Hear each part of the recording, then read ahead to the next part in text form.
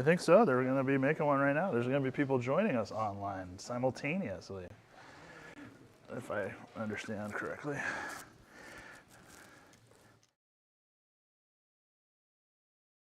Okay.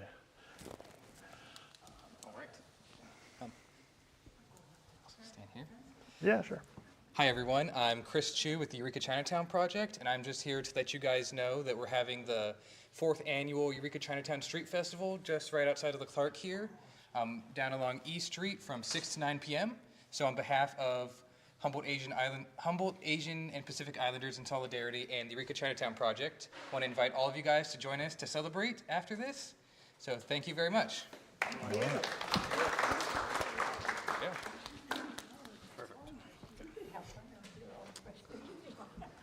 Alrighty, we'll get the show on the road. I'm Mark Castro. I am the Vice President for the Humboldt County Historical Society, and I have the pleasure of introducing Steve Lazar. First, I wanted just to thank our sponsors, Cutting Edge Hair Design and the Carl Johnson Company, for who else we wouldn't be able to do all the recordings and make it all online and help make this event come true for this Saturday speaker series that we put on. So, known Steve a little bit, as many I think that you also know him. He's a past president of the Humboldt County Historical Society and a 30-year resident of Humboldt County. He's worked as a land use planner for the County of Humboldt County for 20 years and has a great passion for local history, which awakened in 2006 while taking course at CR's Historic Preservation and Restoration Technology Program.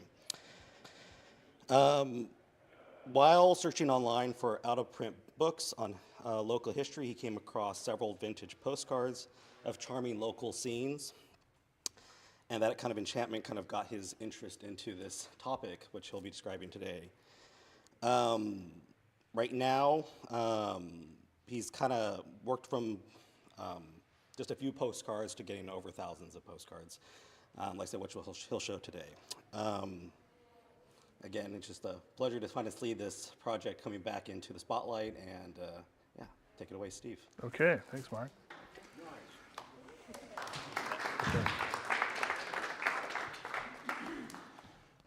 Okay, thanks everybody for turning out. It's great to see everybody, a lot of familiar faces. Make sure everything coming through all right over there? Okay. So we do have folks both online and in person, so there's kind of a mixed bag of things here.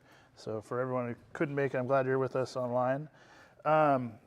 So I'll just, first, full disclosure, this talk is going to be kind of split in half it's going to be the tale of a website coming to fruition, and it'll also be about that website and about postcards. But the first half, you're going to have to indulge me, because it's a story, and I've been at it for a while, and I'm going to be telling you kind of how I got to where I did, because part of what I'm trying to do with this is to sort of demonstrate that anyone could do what I did. It's just a matter of, yeah. Yeah, no, really. If I'm successful today, you'll see that it's a lot of work, but it's not impossible. It doesn't take like special skills or anything. Maybe a little more tenacity than everybody wants. But that being said, so my website is called the Humboldt Project. My concept, I would say this whole thing is a conceptual art piece to some extent, and that is the Humboldt Project. It's a number of different things. But before we get started, I have a joke. Some of you might know it. How do you eat an elephant? Does anyone know the answer? One. And I heard that a long time ago, and it stuck with me, because really, if there's ever been anything that demonstrates this, I think what I'm about to cover today is that. And I have a second joke, actually. Anyone know the answer to this one? Make plants. Make plants. Yeah, there you go. So, that's a classic. Both of these are relevant to the topic at hand, which I would say, here's my sketch of it, and here's my kind of really multiple stages to getting a website online. There was collecting. To illustrate that, I brought some of my recent mail. This is just some of it. This is like the last couple of months worth of mail. I mean, stuff that comes from all over the world, you know. I mean, one by one. This is to show you that I didn't get a collection like I found a box of postcards somewhere and then started, sharing them. No, it took one by one from all over the world. If we just look at, this one here with all the beautiful stamps, it was mailed on March 13th, and it was mailed from Port Haywood, Virginia. If we look at this one here, it came from San Jose, and it was mailed not that long ago. This one, Oakland. This one, Ashland, Virginia. This one, Springfield, Ohio, Little River. I go on and on. So, yeah. How do these people get your address? they get it when I decide I'm willing to make a transaction on eBay, which we'll get to in a minute. So they're not just through the generosity just sending me postcards. But that being said, so there's been a 17-year effort to make this pile of postcards. It's just been kind of incremental progress. So it's insane, and only me gets to really take that all in. It's impossible, but that's part of it.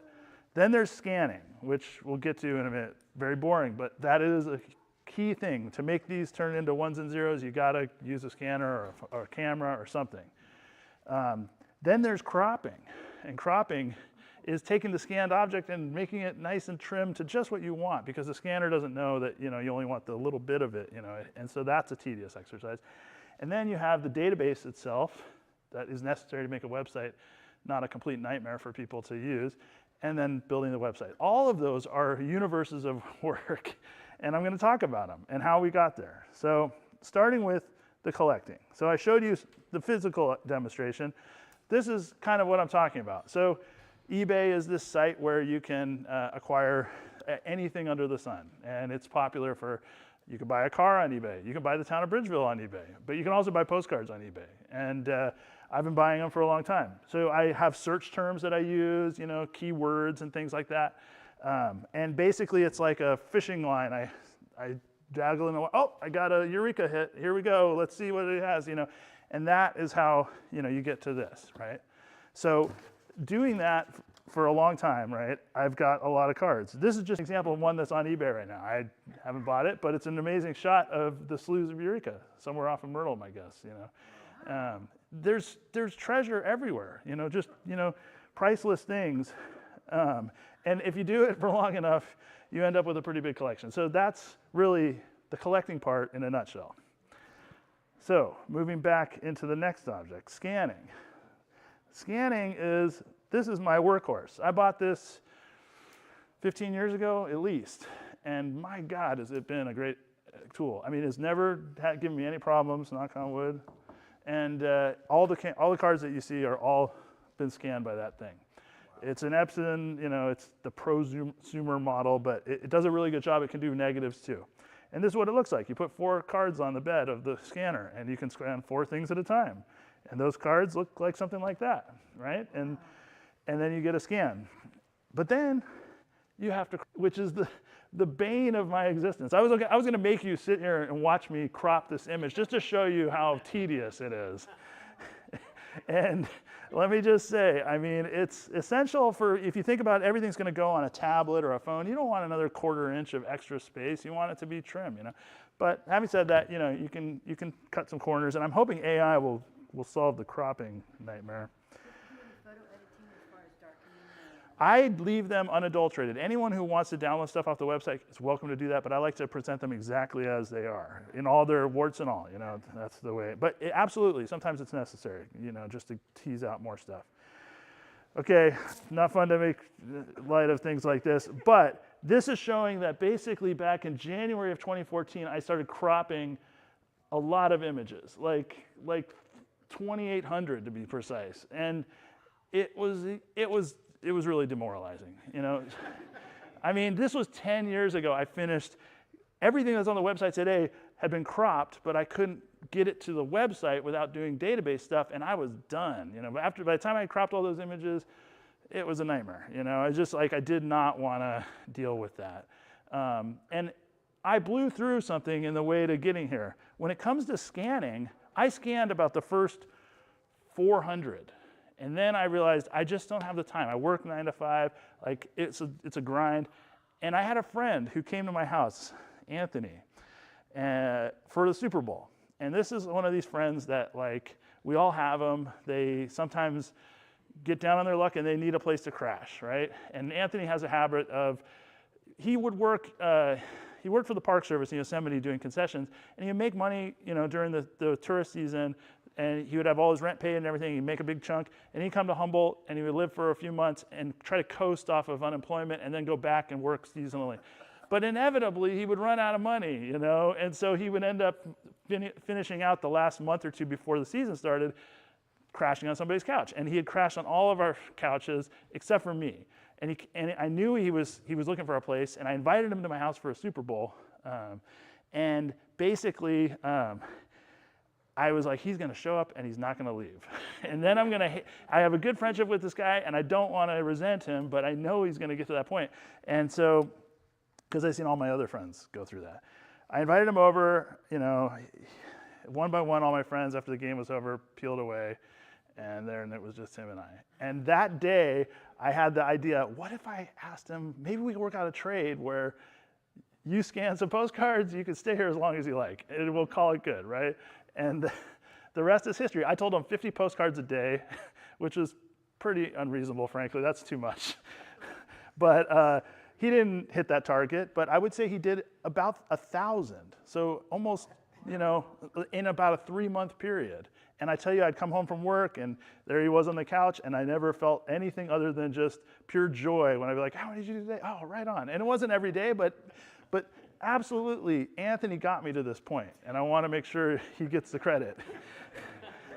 And he stayed with me for like 3 months. So yeah, it was awesome. So metadata was the next stage, and getting all the cards, I knew I couldn't just throw up 2,000 images on the web, because there are people out there, some of you are here, that will just scroll through 2,000 images, but most people don't have that kind of patience, and I wanted this to work in the way that I was envisioning it. So that's where I kind of hit, by the time I finished cropping, it was around 2015. Another thing happened in 2015.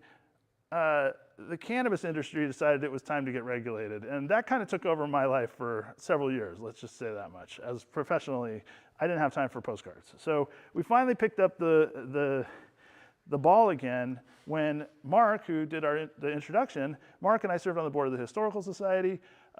He was telling me how he has interns through the Cultural Research Facility at Cal Poly that have paid internships and they need work to do. And I was saying, really? He's like, yeah, if you got a project or something. And I'm going, And boy, I thought, well, I don't really know what I want. I know what I want it to get to. I want it to get to a website, and I need the database for the website. And it was kind of like, well, I'll just try to see what I can do. And so it was around January 2023. I was down visiting my mom in Southern California, and I got COVID. And I was like stuck in it was the first time I got COVID, and I was stuck in the hotel room. I couldn't hang out with my mom. I couldn't get back on the flight. I had to delay coming back from work. So I was stuck for 5 days taking Paxlovid, and I said, you know what? After I'd watched TV for 24 hours, I was like, I need to figure out something else to do. And I decided to try to figure out how to make this database. And essentially what I did was, well, I'll get to the why in a second. I created an Excel spreadsheet, and I'll show you what it looks like. It's not that fancy. And I made 1 million columns. I made a column for location. I made a column for subject. I made a column for, sent date, postmark date, all those things. I just started populating it. I did the first 100. And when I got back, I said, Mark, I think I got something for an intern to do. And we gave it over to the intern. And I am not exaggerating when I say God shined on me. I got the best intern that's ever existed on the planet. I am not joking. I mean, India Unwin was the intern for 2.5 years. She just graduated last fall. She did 1,700 postcards, and I mean, she had other interns, but she bottom lined it. She bird dogged it all the way to the end, and she created an amazing guide to the next generation of interns to do the metadata, because she didn't get that from me. She got 100 examples of what I wanted, but she ran with it. And her guide, I'll show you if we have time, but it's incredible, and it's just, I got really lucky. So here, let's get to the why, right? Because I'm sure it's a reasonable question to say, like, it's one thing to collect, but it's another thing to go through all this trouble to get it online. And honestly, it wasn't always my ambition, but I have a kind of sense of responsibility about it, frankly. And I'll explain it, but it didn't happen overnight. It was a series of things. So, in the case of me, I started showing them to people at work, and I expected there was like 10% of the people that walk around us that actually gave a crap about historical things like this. But when I was showing them to people at work, I found all my colleagues were like, whoa, look at this. Oh my gosh, let me get my glasses. Nobody was like, I don't want to see it. Everybody wanted to see it. And I thought, okay, well, sure. Government employees, and yeah, okay. But then I'd be at the bar making postcards to give out to people. And someone would go, what are you doing? And I go, oh, just some postcards. Like, whoa, is this Eureka? Holy cow. Nobody ever looked at it and went, whatever. And that's when I started to realize, holy cow, everybody likes this. There's a quote I'll try to pull up. It's by a gentleman, Bob Lieberstahl in the audience turned me on to, Delmar Leon Thornbury. I think it gets to the heart of kind of the situation with what I've kind of come upon. And he's talking, he wrote a book he published after living here for a period of time in the early 1900s. He wrote a book about his experiences. And he says in the book, basically, amidst people who live here, a certain kind of patriotism is developed, very shortly. And that, even if you leave, once a Humboldter, always a Humboldter. The expatriates have this sort of devotion to the place, and there is something about it. I feel like everybody gets infected, and it doesn't take very long, and I'm pretty much exploiting that with what I'm choosing to do, or I'm leaning into it, let's say that. Okay, so this image I have up here, this was scanned from a family photo album. It's a postcard, but it was pasted into an album, and it was an album of my friend Amanda June Johnson. She was at the house one night, and my roommate said, hey, you might want to take a look at this album. It's got amazing stuff in here. I think there's some Humboldt stuff, but nothing was labeled. It was just, one of those classic construction paper with pasted on, and I couldn't recognize anything, and then I found one that was a Shelter Cove Wharf, because I had done some research on it. I was like, that's Shelter Cove Wharf, so that means there's other Humboldt ones. So I scanned, he said, she's got to bring it back to her aunt tomorrow, so if you want anything, you had to scan it tonight. I had to stay up till 3 in the morning to scan all this stuff. And then little by little, in the wake of it, I shared stuff with Jerry Rohde, I shared it with others, and people said, oh, that's the Eel River, this is the Bridgeville Bridge. All these things were getting identified. This I couldn't identify, but it looked like there was a lot of cars in the Eel River area. And so I thought, I'm going to share this on the Ferndale Museum Facebook group. And so I threw it up, and this is pretty early in Facebook, it's probably like 2012, and I'd say 10 minutes go by, and Coffee Creek School, boom, just done, And I go, whoa, holy cow, and then I was like, oh, I'm so excited, that worked really good. So I said, I'm gonna do a little thank you. I'm gonna post some pictures from my collection just as a sort of thank you to the people of Ferndale, that were able to solve that mystery. So I posted some of these Chrome era cards of Ferndale's Main Street over the years, and they're kind of, they would be boring to most people because they're not very, very old, but they're old enough, but, they kind of just show what you could see just today or tomorrow. But what I found was, I posted them, and all of a sudden somebody goes, that's Bob's 65's Dodge right there. And then somebody else goes, that's Jim's pickup. I'd recognize that. That's Jim's Ford, And I swear to God, by the time the hour was up, every single car on the street had been identified. I could not believe it. Even one of them was like, that's my dad's Chevy, and I remember he used to deliver, appliances in the back of it, and he once was delivering one to somebody, and he had just pulled into their driveway, and he was sitting there, and he turns the key off, and he feels something cold on the back of his neck through the back window, and he just knew it was the barrel of a gun. And he sat there for what felt like an eternity, and then he heard it. Heavy breathing. It was a dog's nose. I'll never forget that story, and that came from just posting these postcards. It was and that's when I went, well, shit, I want to keep leaning into that, and I can't just hoard all this stuff in a box somewhere, if that's the kind of stuff that's going to come about, that's what drove me to want to build a website, right? So back to the website, right? The metadata. This was where India came in, and this, can't even tell, but there's, that's not even all the columns. It's not even half the columns. There's a lot. But basically we did what I thought, I did the first 100 and she took it from there. And we have like photographer, location, subject, you name it, right?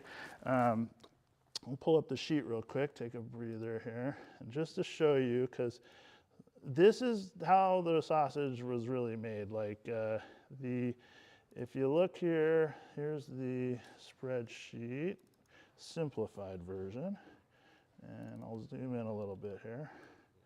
All right, can we see it now? It's a little more, but I'll zoom in a little more. Okay, just to show you, I'm just trying to demystify this, right? So like, we have, the serial number for the card, we have the region, the location, and then subjects. And there's a lot of subjects, so, it gets pretty involved, right? And then we have postmark dates over there.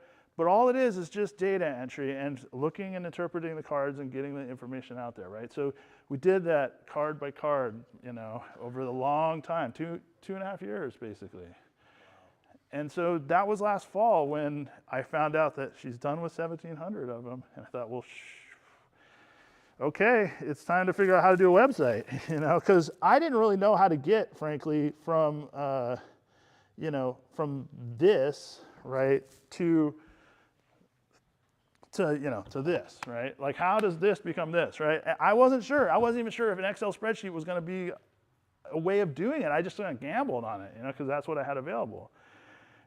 And it was a lot of work, like, I'll just say that. I mean, getting all the data into a form that it talks to the website. So Carly Marino over there was awesome. So I said, hey, I want to do a website, Carly, and I got this spreadsheet that this intern's been working on, and I got all these images scanned and cropped. How do I make it work? And she said, well, there's a variety of different platforms out there. There's this and there's that. And I'm going, oh boy, like, I don't have time to do a research project. Like, what's the right one, And there is no right one. But there's ones that she was familiar with, and we were going to try to get an intern to kind of help with doing the design stuff. But in the end, Carly just jumped in and did it. I think she saw that it was going to take, some serious horsepower, and thank God she did, right? And so basically, I want to talk about the evolution of my website, because this isn't the first website I've had. There's something that Carly hit me to called the Wayback Machine. Does anybody know about the Wayback Machine? Yeah, I had never used it, So this is like my website over time. You can see in 2011, it shows up and the crawlers of the internet found it. And then, it had little spikes. But by and large, I didn't do a lot to the site over the years, but I'll show you the kind of evolution, right? So this was what I would call 1.0. This was my initial website. I did it myself. I used Dreamweaver. I took a class with Annie Reed at Cal Poly through Extended Ed, showed you how to do stuff. That's where I bought my copy of Photoshop that, holy smokes, have I gotten a lot of time in with that by now. And the way this website worked is you would hover over the highlighted images and you can click on it and it would pull up a picture of the building. And it was simple enough, but it was a fun way to kind of do my own site. And I could think of, and I had all these cards and I thought, oh, I can make them all like trigger the cards. But it was pretty primitive, right?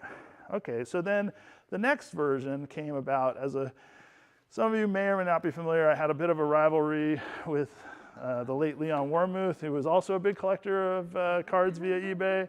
And, an article was done by Bob Doran that talked about our kind of rivalry. And then he kind of went, well, you want me to share all your cards, but you just have to look at his website. Is it ready for prime time? I don't think so. It was just like it was the 1.0, right? So I thought, well, it's time to get more stuff online. So I redesigned the website. I made it into what, was the second generation. And the way it worked with this one was you would click on one of these things over here, and you would pull up somebody's gallery. And I had these, these galleries of images, right? Like, so if you hovered over my name, it would have, it would pull up a thing and it would have 250 images and it would shoot through them all.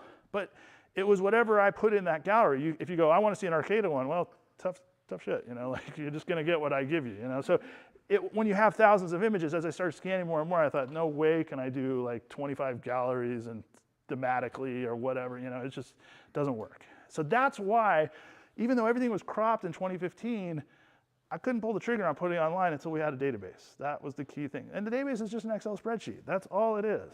So 3.0, here we are. So that's where I'm going to switch over to the web, because I don't need to have a PowerPoint for this part. And we'll just go to the website. So if you go there today, and I'll say Carly was up very late last night, so that this would work. This is the main site, and it you know, you'll see the postcards, and there's roughly 1,700. Those ones that Anton and I scanned are all up. And you can click on a postcard like this one here. That's number, let's see here, number 1752, you know. And you can see that there's metadata here, like there's the photographer and the publisher and the subjects and the type. That's all from that spreadsheet, you know. That's how it works once you get it into a database, you know. And then, you know, so if you see something, you're like, oh, I like Willow Creek. I want to look at Willow Creek cards. Well, you click on the tag, right? And all of a sudden, hey, there's all your Willow Creek cards. Look at how that works. Pretty cool, huh? And other things you can do are things like, if you see a photographer you like say this one here looks like it's an Eastman photo. Yep, there you go. So you can click on the publisher and it'll serve up things by the publisher. So there's lots of different ways to slice and dice the materials. Let's see here, how are we doing on time? Okay. So what you see here is the potential for a website delivery of this stuff if you put all the work in, right? And it's a lot of work, but it's nothing novel. It's nothing that anyone couldn't do. And it took me a long time to get there. But I absolutely think this is where a lot of local institutions need to go with their collections, you know? And it's just a matter of doing the work, you know? And I say that last part about the website, I'm very grateful to Carly. I mean, I'm gonna learn how to do it myself, but she built what you're looking at right now. But it wasn't rocket science, I know that. It's a platform that's open source, you know, and it's called Omeka, and we had an earlier version. And then here's a really cool one. Just before we dive into kind of my next part of my talk, I'm gonna show you this function, which is incredible. So this is a mapping function. When you start tagging the locations of images, right, then you can start to have things that are basically spatially referenced, right? So we were looking at a picture of the Clarke Museum earlier when it was an earlier iteration. So here's one of this area.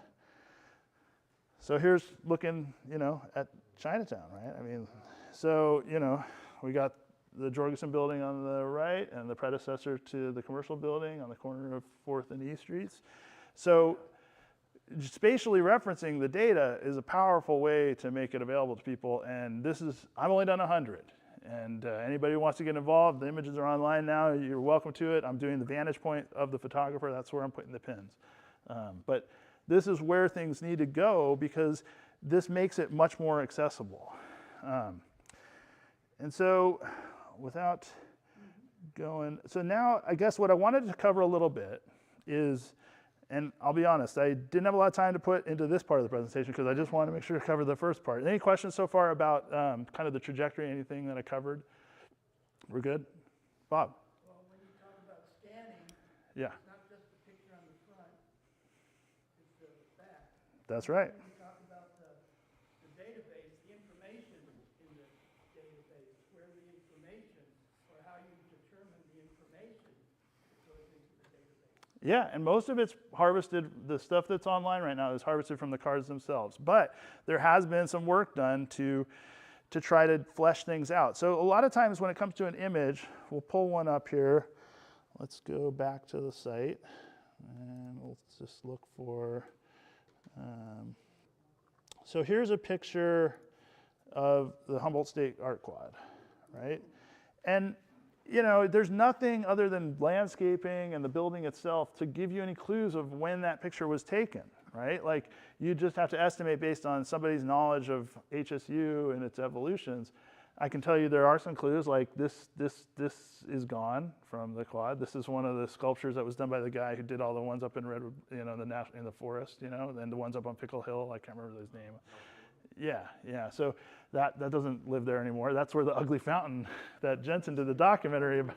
Yeah, pre-ugly fountain. So we've got some benchmarks, but let's just say you didn't know about the ugly fountain or the guy who did those sculptures, like you'd be struggling, right? So, you know, that's where the back of the postcard actually gives you a lot of clues if you know what to look for.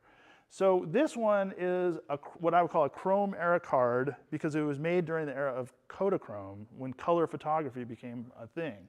And you know, Chrome cards is basically the era we live in right now. You know, it's postcards that you buy at the co-op would be a Chrome card. you see that there's this guy right here. Oops, let's not do that. Let's go around again. Eastman Studio. And, you know, I have not dove down the rabbit hole too much yet, but I can tell you that that is the name of Jervis Eastman. And Eastman in Susanville produced a number of cards for a long time. So let me show you what I mean. And there's resources out there to figure this stuff out. So like, let's go to here. So there's a group called the San Francisco Bay Area Postcard Collectors Club. And I've gone to a few of their meetings. It's a bit of a schlep to get there, so I don't go very often. But they have a newsletter that they've been putting out for a while. And yeah, here we go. And one of the things they've been doing is something called the Photographer Project. So here's an article from one of their publications on Eastman Studio, right? And there's our man, Jervis Eastman, right? And once you start looking at his life and when he was in operation and when he was producing cards, you suddenly have a way to bookend the image. So it's another way of dating historical images that people often lose sight of because they're so focused on the front of the thing and people don't scan the backs. So thanks for setting that up, Bob. That's a good, you know, and the other thing that I would say too is there's other clues on photo postcards. So let me show you an example. We'll go to the site again. Let's go out of here. Okay, let's find a photo postcard. And anybody, oh, and this is pretty cool. So this is called the faceted search, and I'm going to do this right now as a way to pull one up. So this is a tool that you have where you can say, I just want to see a postcard by a photographer, let's say Frank Patterson. And I want a postcard that's actually been mailed because I have that information in the database. Well, now we have refined our results and we have, well, we still got 45, but let's pull up this one here of a familiar street scene, right? Okay. And then if we look at the back, we see there's a postmark date. So this one, we also see some notation here. We see the stamping on the back of the cards. So let me find another example, and I'll show you what I mean when sometimes you don't have the date to go off of. So for instance, let's go with no postmark dates, and we'll pull another one up. Here's one of the Eureka Inn. Okay, and here's the back of the card. And so this is where there's clues. Ooh, it's really hard to see. You can see it on my screen, but I think well, let me do a little hack here. Let's do a quickie. Okay, so I'll make it dark. Come on, snip. So there's stuff called the stamp box, and the stamp box is basically, we'll grab that, and then we'll go like this. Get old Photoshop out. Okay, and we'll darken this puppy up. There we go.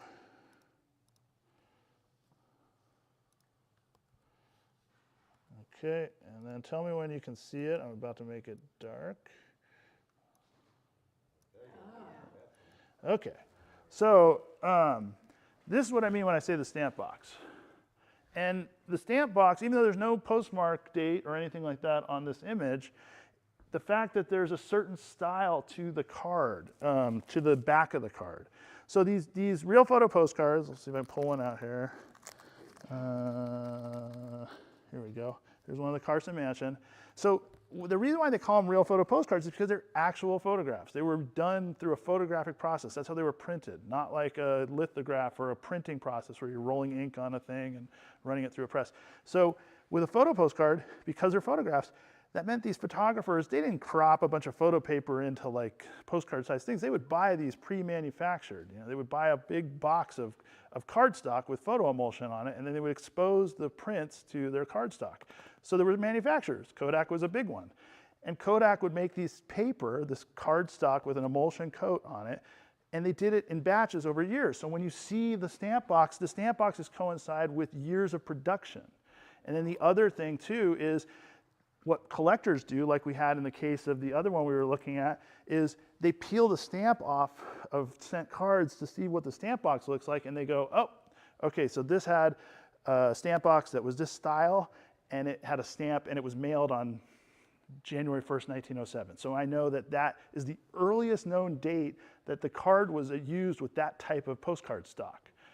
And I learned recently that archaeologists use this term. Earliest known date, it's called like something post-quem and anti-quem. Do you know, anybody know it? It's a term for basically if you find an artifact in, where's Mark? You should know this. Determinist anti-quem, is that something that means? Yeah. Yes. So it's the same concept. It's like if you find a bottle and it's in the ground, and you're like, well, shoot, this bottle could only have been manufactured between this window and this window because of the type of bottle and the, yada, yada, yada. So it's the same principles. So part of what I'm doing with the website is trying to date postcards using these clues because you don't have to know how to read the art quad to be able to identify the bookends of these photographers and publishers. So I want to introduce that because that's an important part of this exercise and where the data serves to illustrate that. And if I go back to my spreadsheet for a second here, this is where if we look in this part of the columns, right, you see that there's the postmark date and the message date. And so that means that if I look and sort the spreadsheet by photographer and I start grouping the photographer rows by the ones that are sent, I can see, okay, this photographer, I have cards that were mailed between 1910 and 1925. That's a point of reference for establishing dates of the cards they produced, But as you can see, it came through a 17-year effort of getting all that data, And I would argue that the Historical Society and other places have the same stuff, but they just aren't as far along in the process of digitally digesting it. I'm willing to take requests. Is there anybody who wants to pull out? I'll pull something up on the website. What do you want, Lynette? No, I had a question. Yeah, please. So I noticed that you have senders on there. I'm guessing you do recipients too. I do. And is this site just searchable? Like if somebody Googles Aunt May. Carly, you want to tackle that one? So that big search box on top of the website, you definitely be able to search for Aunt May or whoever you're looking for. And then it should pop up pretty farther down in the Google search. I'm curious to see how that goes. So Over time, I think Yeah. search engine optimization will. I would think for people doing genealogy, it would be amazing to find postcard stuff. Spelling's always fun. Okay. Good question. Yeah. What's your earliest Eureka postcard? This is a good one. I was going to do a quiz. So, who here, and if you know the answer, don't say, but if you don't know the answer, give your guess. What do you think the earliest, and we'll take it out of Eureka, what do you think the earliest privately produced postcard, I'm being very careful with my language here, what's the earliest date of a privately produced postcard? What do you mean private? In the world? What do you mean private? By like a photographer or a publisher, Humboldt County? anywhere. Anywhere.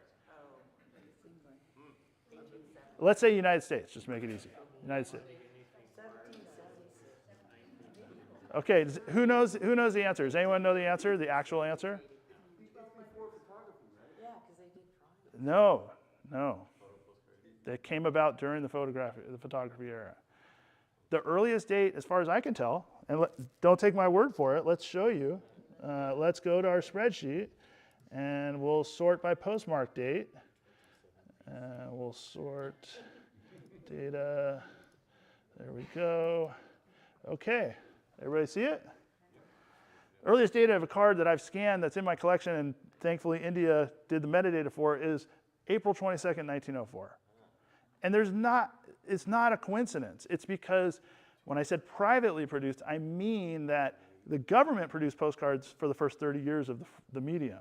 And it was only the government. And they were government issued, and they were mass produced, and they were very uniform. They didn't have special art or anything on them. They were just like, here you go. You can send this for less than the normal postage for a mailing something. So in 1904, there were changes in postal law that allowed for privately produced cards, which brought about the era that most of us are familiar with, where there became unique idiosyncratic images that came about.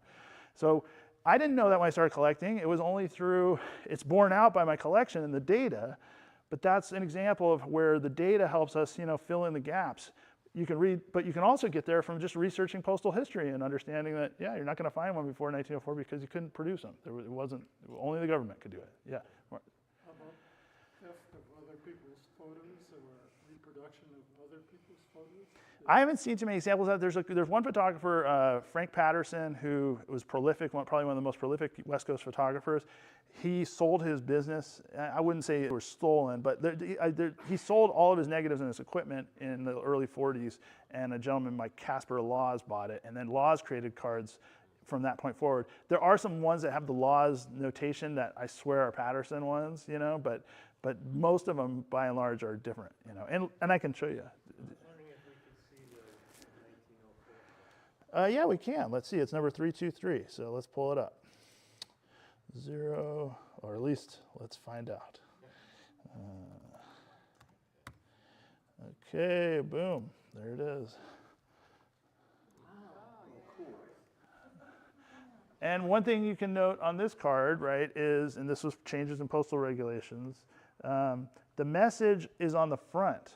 And you can see how the producer, the lithographer, left room for writing a big blank spot because they knew that people couldn't write anything other than the address on the back. And if we look at the back, we see there's the address.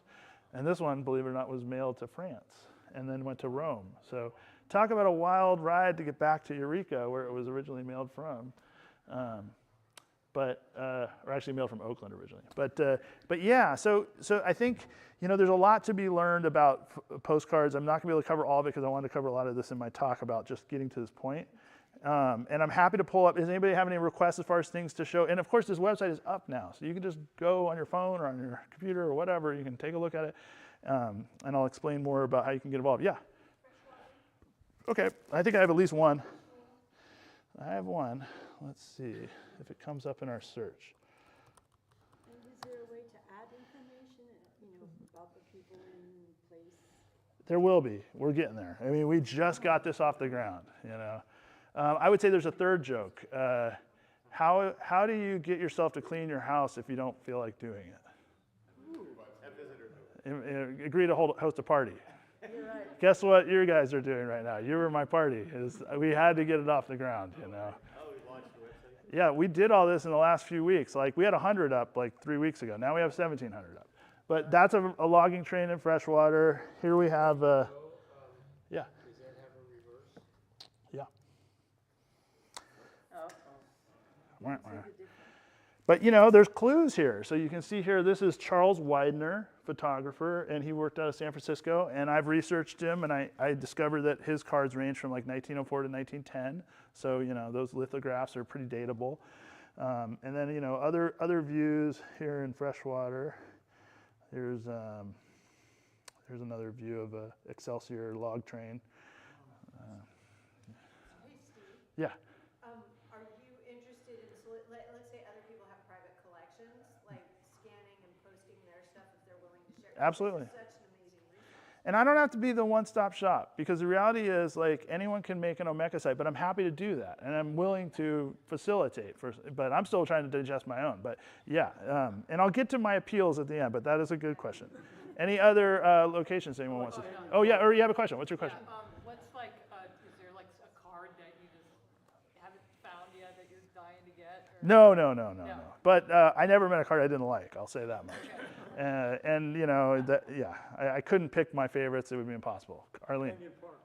Oh, Canyon Park. Yeah, we got that. What was that, Jack? Canyon Park. That's a deep cut. We're really putting it through its paces here. Let's see here. There's one. And I have a few of these. Anyone know? Nope. That's the closest, yeah. Metropolitan, yeah. And it's super deep cut. Like, when you're driving down the highway and you're passing the Eel River Sawmills log deck and the old spots, you know, off in the sandstone bluffs is a canyon that went to Canyon Park. It's owned privately, and I almost got out there just about a year ago, and It's on private property. The person who owned access to it sold their property, and the person they sold it to after escrow told me, nope, you can't go out there. I had the permission of the prior owner, but not the current one. So, Supposed to have been like Grand Canyon, it got lost at some point. yeah, On your subject terms, yeah. any old language or specific list? We have a controlled vocabulary. Before I knew a name for it, that's what my Excel spreadsheet was. When I created the spreadsheet, I said, interns use these terms. Don't type anything in, because that way you don't have. And I'll be honest with you, I learned that lesson the hard way because I would download stuff in the Napster era, and nobody would tag their albums right. So you'd have, Van Morrison with a lowercase v and an uppercase V. And then when you go to look on your iPod, you're like, why do I have 4 Van Morrisons? Like, I want them all under So that's how I learned the value of being really anal about naming things, Anyways, okay, any other place? Is your list part of your website? I mean, can somebody see? Yeah. Rather than primary schools, you always look under schools, is there a way to guide? Yeah, it's still early days, but if we go to custom search, you can see here one of the fields is subject. And here's, In schools, Bayside, Arcata? Bayside School in Arcata? yeah. I don't know, if you had it. I have one Bayside postcard. I don't know if it's in here, but we'll see. Let's. No, it's not. No, it's not Bayside. What's it called? What's that school? Bay something. Oh, Jacoby Creek? Bay School? Oh, In Arcata? oh, okay. In the bottom, yeah. No, this is my one Bayside card. I don't even see it. But there's a miser shot of the intersection of Jacoby Creek Road and Old Arcata. She's out on the bottom. Oh, Bayside in the Arcata Bottoms. Oh, yeah. Bay School, yeah. Yeah, Bay School Road is the name of the road. Yeah. I don't think I do. But Were you allowed to record anything that was done by the government? I was thinking particularly of the old Coast Guard station on Trinidad Head. What about it? Photos were taken maybe by the government, but do you have anything in there that was done by a private person? Oh, yeah. Well, Even when they lived up there, it was more open, the road, when the crews. well, I mean, shameless plug, but I have an exhibition of Trinidad cards at the Trinidad Museum right now, which you should definitely check out. Oh, when is that? It's open right now. It'll be up for the next 6 months. Oh, okay. And it's some incredible images to see, yeah. Okay. Okay, so any other before I move on to, I want to, Disaster. yeah, Well, yeah. one, I was born and raised in Scotia, California. Uh-huh. And if you have anything on that, it used to be, it was originally called Forestville. Oh, yeah. They used to put out, Christmas cards. The old, I wish you had been at the talk for the Historical Society. I had all postcards of Scotia, But they're on the site, That's part of it is I don't want to grind through all these things. You can see this on your own terms. You can go explore. It's like the journey of self-discovery. So you were asking disasters, and HumboldtProject.org. HumboldtProject.org, absolutely, as of, You don't have to have a password or anything to get in? no. So here's disasters, and you can see, the Milwaukee shows up. That's a biggie. part of the old, the Milwaukee, isn't it just south of Samoa? Isn't part of it still low tide, still shows? Yeah, just like the Corona, too. Okay, any other ones? Any other requests? Yeah. Did they ever use old photos, even though the postcards themselves didn't start being produced in Yeah. the early 1900s? So it's a good question, and I'm not going to say authoritatively. I've gotten into some fierce arguments on social media about this. Because, I maintain hey, if it's a postcard, the image is 1904 or later, probably. But that doesn't mean, we all can wrap our head around, if you have a negative that you took, Erickson was around in the pre-20th century, he could make a postcard from a negative with, but I don't seem to see in my collecting any obvious ones that are that's definitely an old photo. There are ones that people speculate, but I would say it's very rare, very rare. And I think part of it, this is just a theory, is that these photographers were trying to create things that were new, that were of interest. You don't need to see an old picture of the lighthouse. We want to see what it looks like today, So that's what they would do, and people would buy them fairly contemporaneous with when they were produced, and they would send them fairly contemporaneously with when they were bought. So that's, yeah. The professional building.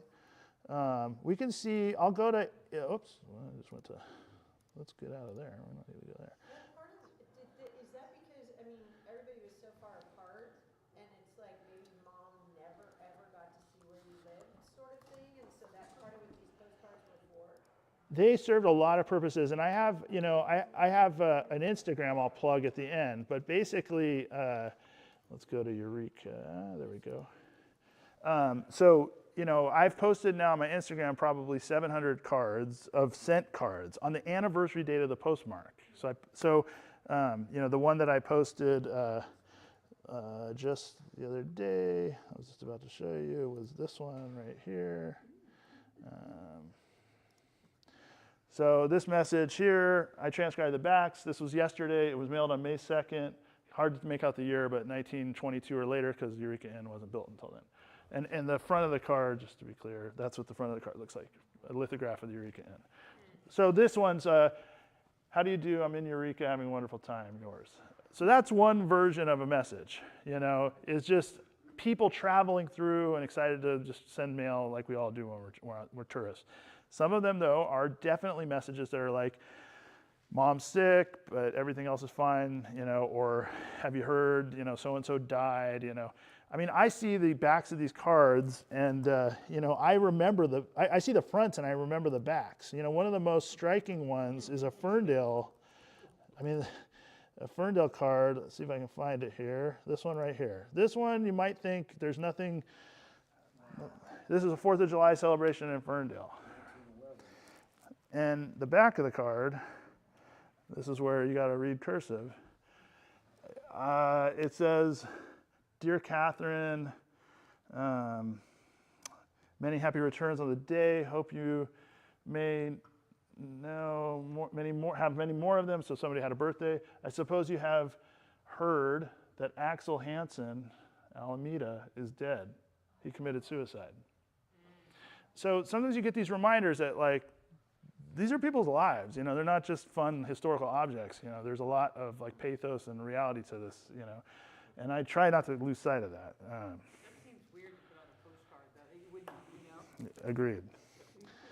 But fabulous at the same time. Yeah.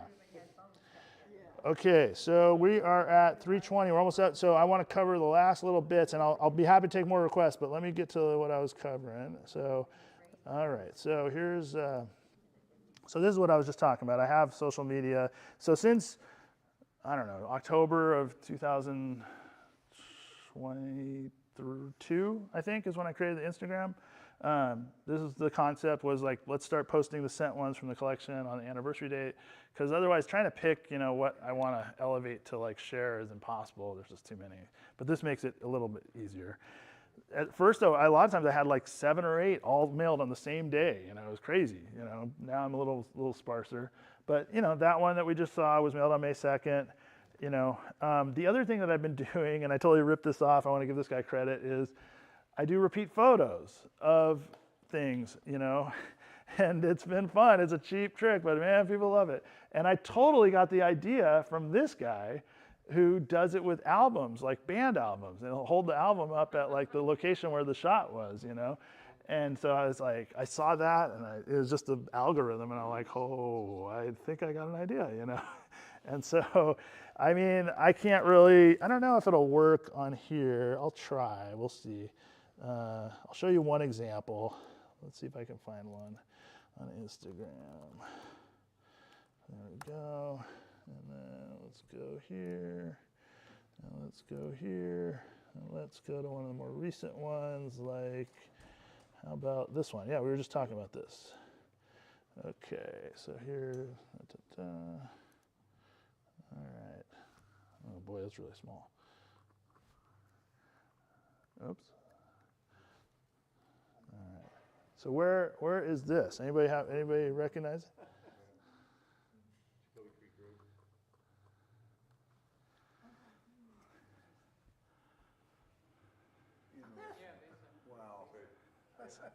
So obviously there's a lot more that can be done with this, you know, but I've started. Okay, so anyways, there's that. There's a lot of those out there. Let me go back here, and I got to get to my thank yous. Let me go. Oh no, oops, not from the beginning. Good God, here we go. Let's go back to here. Okay, 3.0. Okay. All right, so thank you, number 1. I told you about Anton, the guy who crashed on my couch.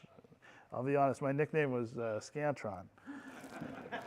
But Anton was huge, really grateful. Then there's Annie Reed, amazing Annie Reed, great artist, but also an amazing instructor at Cal Poly, taught me Photoshop, taught me Dreamweaver, was really patient with my vision, this is back in 2010, and was really supportive and awesome. Just a great instructor. One of many great instructors at Cal Poly that teach extended ed, they're just really generous with their time. My buddy Sky, I've never really gotten great at web stuff, and Sky has always had a talent for it, and so he kept the site alive all those years that you see in the Wayback Machine. He just kept it moving when it would crash. I'd say, hey, Sky, can you fix it? And he's like, yeah, all right. He got my email set up, just basic stuff, but it was awesome. And then Mark and Sage, they were really great, with the Cultural Resources Facility. If I hadn't linked up with them and they hadn't been willing to offer this intern up, I'd still be probably waiting for that next iteration of the website, because it's a lot of work. And India, God, India was incredible. She was the gal who really bird dogged this and bottom lined it, and that's why we're here now talking about a website. And last but not least, Carly. It's one thing to have an idea of a website. It's a whole other thing to, get it off the ground. And she's really put up with a lot of last minute stuff from me. And so, also I want to thank my friend Liz, who designed this logo and a few things that for me I'm kind of using as monograms. And then if you're interested in how to help, and you want to support what I'm doing, I never will make any money off this. Long ago, I never wanted to monetize it, and I won't promise you that. So if nothing else, definitely visit the website, check it out. I'm excited to be sharing it. This is kind of the big unveiling. Tell people about it, because I know there's other people that are interested in it, I think you'll get lots of credit. It's also important to talk to people that are around still that remember these things, that can tell you more about it. And that's why I have that sense of urgency about it, because every day we lose people that are able to decode these images, That's why I've been so interested in trying to put this stuff out there.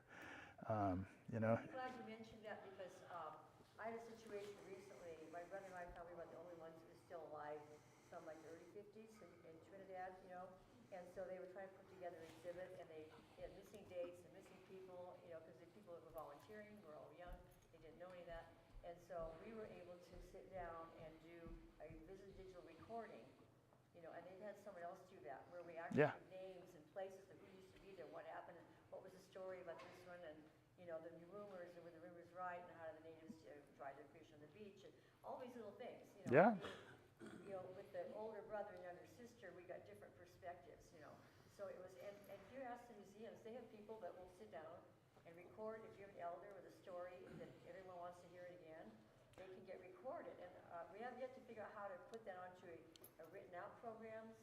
The librarian Polly just giving me some ideas. It's there. And somebody listening to it. Yeah, she said something about it could. well, who has a cell phone that has visual voicemail? Do you have visual voicemail, anybody? Where you can see the message that you just got and you don't have to listen to it? Well, Digital recording. no, it does it with that too.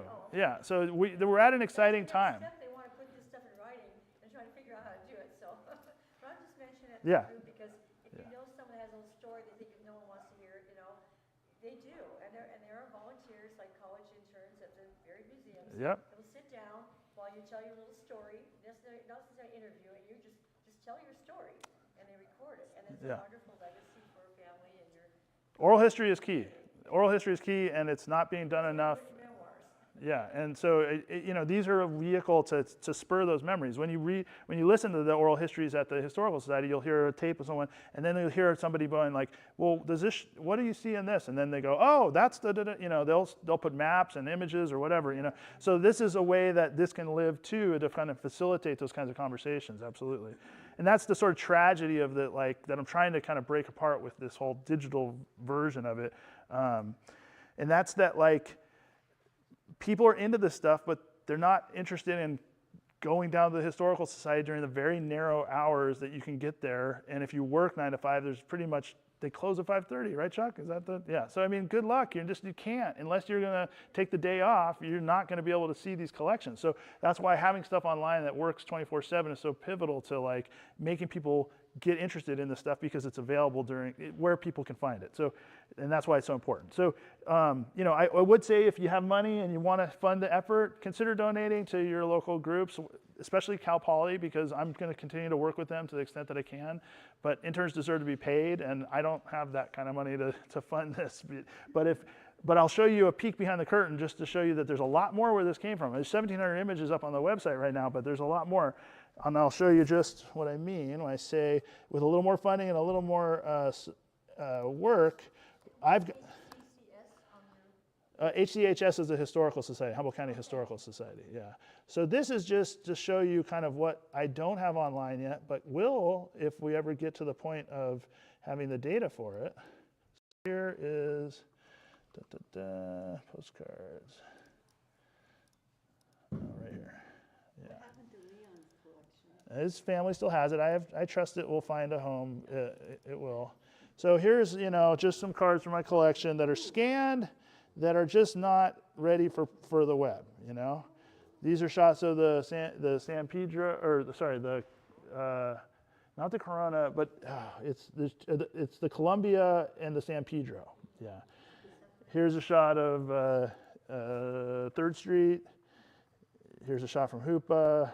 I mean, these are all images that I've got them scanned, but I need the data, and I got to get through that processing of the metadata to get to that point. So when I say, you know, help fund this, I mean help get the next generation of images up. And then last, I just want to say,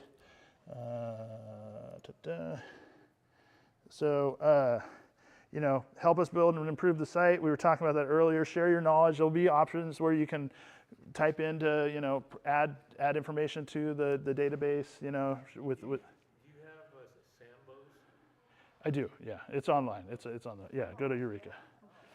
And then, share your collections if you're interested.